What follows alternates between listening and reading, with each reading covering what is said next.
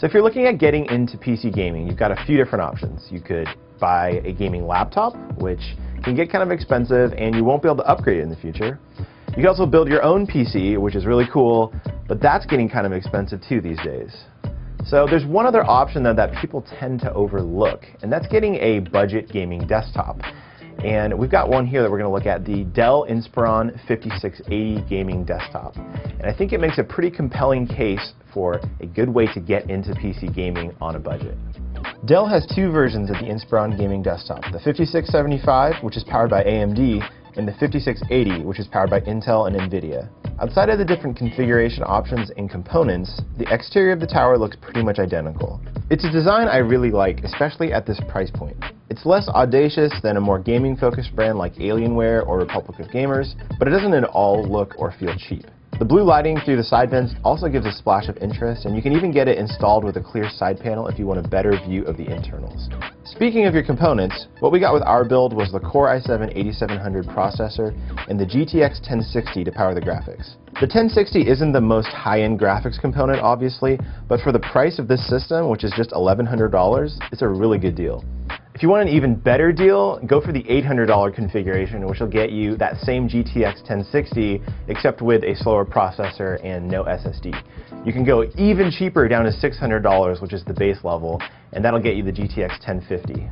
Like the exterior design, not much has changed on the inside of the Inspiron 5680 either. Removing a couple of screws opens access to the interior really easily.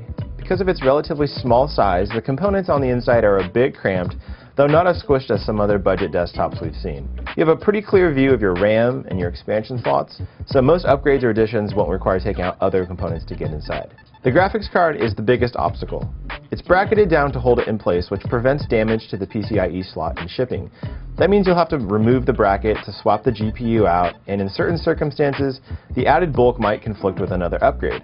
Outside of that, the primary stumbling block towards upgrading your GPU in the future is going to be your power. This tower comes with a 460-watt power supply, nicely tucked into the bottom corner of the chassis out of the way, though it's probably not going to be enough to power something like a GTX 1070 or 1080 if you want to do that in the future.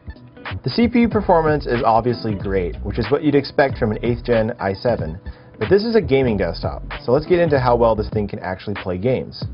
In something like Fortnite, you'll have a blast turning up the settings to epic, even in a higher resolution like 1440p, which is what we're doing here.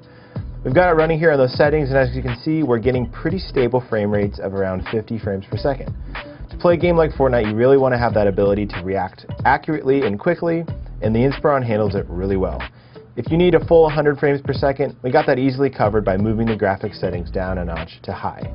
For something a little more intensive, we gave Battlefield 1 a spin and also saw some really impressive results. At 1440p again, it spit out a very solid 59 frames per second on Ultra and 87 frames per second when we moved it down to Medium. Obviously, this is all going to get better when you move everything down to 1080p with those same settings. We did manage to stump the system though, with the benchmark in Deus Ex Mankind Divided in 1440p with the settings maxed. So obviously there are limitations to the GTX 1060, but for most modern games and especially more casual games, you're going to get really smooth frame rates even at higher settings. Dell also claims that this desktop is VR ready, and in our test in VRmark, it actually performed really well, and so this is going to be ready to work with an Oculus Rift headset or an HTC Vive headset pretty well in most apps and games.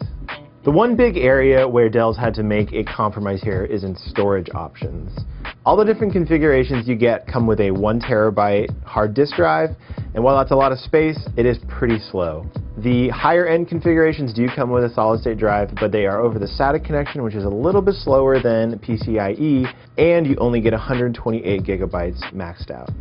Also, you'll have to pay an extra $50 if you want a USB-C port, which also comes with an old school optical drive if you're into that sort of thing.